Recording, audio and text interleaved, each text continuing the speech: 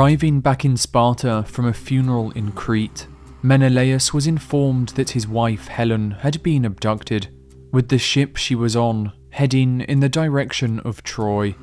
Enraged, he would raise his armies to attack the Trojans, calling upon all of Helen's suitors to honour their oaths and join him in the conflict. Men of their words, they would answer his call, and soon the greatest warriors from across Greece, or the Achaeans as Homer would call them, were assembling to return Helen home to Sparta. The first to join Menelaus would be his brother Agamemnon. The most powerful Greek king, Agamemnon would rule over Mycenae, an ally of Sparta, with his kingdom having the most wealth and largest army. And so when the time of war came, it would be Agamemnon who would command Greece's mighty fleet. Next to join would be the suitors of Helen, who had pledged their allegiance to defend Menelaus, with the kings Odysseus, Nestor and Diomedes all honouring their word. The youngest of the Achaean kings, Diomedes ruled over the city of Argos, second in power only to Mycenae. A favourite of the goddess Athena, Diomedes was a skilled politician who was known for bringing wealth and stability to his people. The king of Pylos, Nestor, was the oldest of the Greek kings, having lived nearly 3 generations thanks to the blessings of the god Apollo. Nestor had travelled the world with Heracles, and now offered his years of wisdom and experience to Menelaus in his quest to retrieve Helen. The last and hardest to recruit would be Odysseus, king of Ithaca, the wisest and most cunning of the Greeks. But although he commanded great respect and power, he was reluctant to send his men to war. And so, when Agamemnon's envoys came to recruit him, he would pretend to be mad, mumbling and raving, while ploughing the ground with an ox and horse.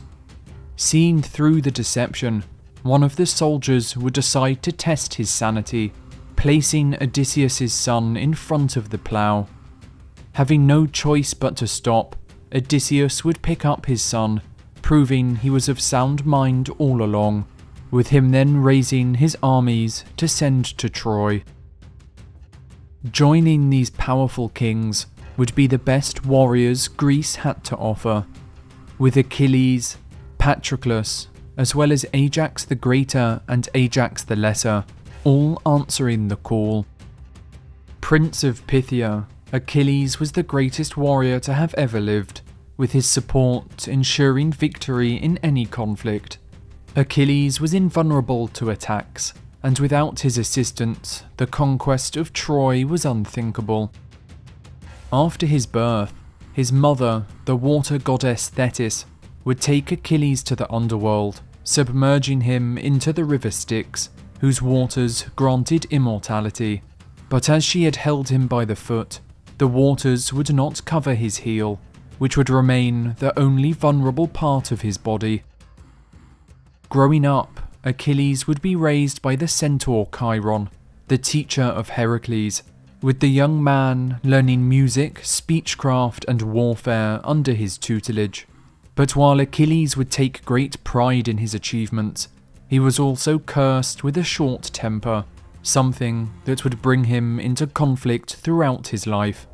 While he was studying, his mother Thetis would learn of a prophecy that her son was destined to travel on only one of 2 paths.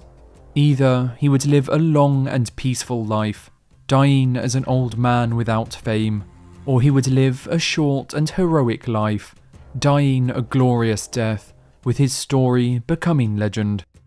And so when news came that Greece's greatest warriors were gathering to attack Troy, she would do everything she could to protect her son. Dressing Achilles in female clothing, she would send him to Skyros, where he would hide amongst the island's many women. But her plan would take an unexpected turn, as Diomedes, the one sent to recruit Achilles, would be accompanied by none other than Odysseus, the wisest and most cunning of the Greeks.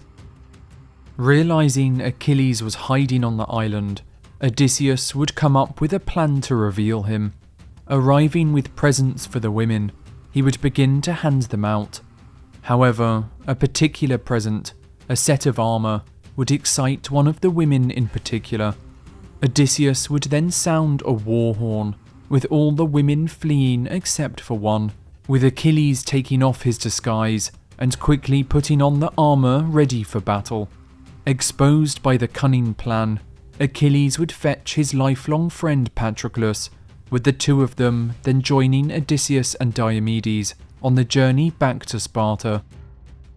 With the greatest fighters from across Greece now assembled, Agamemnon would command a mighty fleet of hundreds of ships, but as they set sail for Troy, they would find themselves unable to move, with the waters having calmed and the ocean's winds having ceased. For Agamemnon, having killed a sacred deer, had offended the goddess Artemis, who had stolen the winds so he could not set sail.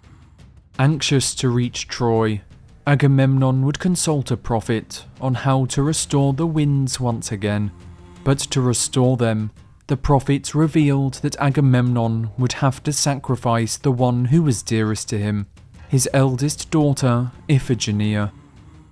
With thousands of men waiting idle in their ships, Agamemnon's pride could not stand for such a delay. Claiming that Achilles wanted her hand in marriage, Agamemnon would lure his daughter to his camp, with Iphigenia arriving in excitement.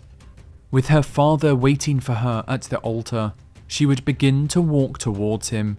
However, as she got closer, she realized it was not a wedding altar at all, but rather a sacrificial shrine, with her father plunging his dagger into her broken heart.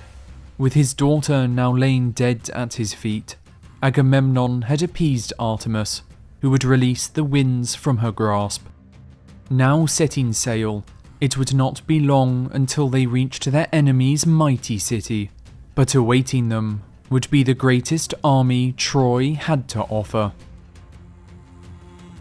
The son of Aphrodite and cousin to the royal family, Aeneas would join the fight to protect his homeland.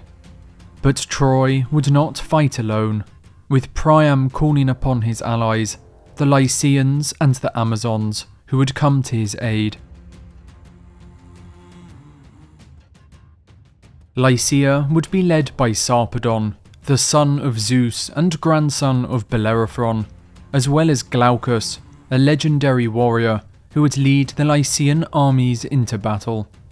They would fight alongside the Amazons, fierce warrior women led by Penthesilea, a daughter of Ares, who could fight better than almost any man.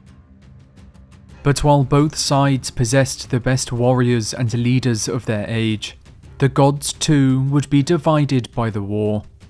Still furious they had not been given the apple by Paris, Hera and Athena would choose to support the Achaeans, while Aphrodite, having gifted Helen to the Trojans, would decide to give them her support. The patron of Troy, Apollo, would come to the defence of his city, with Poseidon, jealous that the Trojans worshipped Apollo rather than him, after they had both built the city's walls, would decide to join the Achaeans. And finally Ares, lured by the promise of battle and wanting to best his sister Athena, would join the side of the Trojans so he could cause as much bloodshed as possible.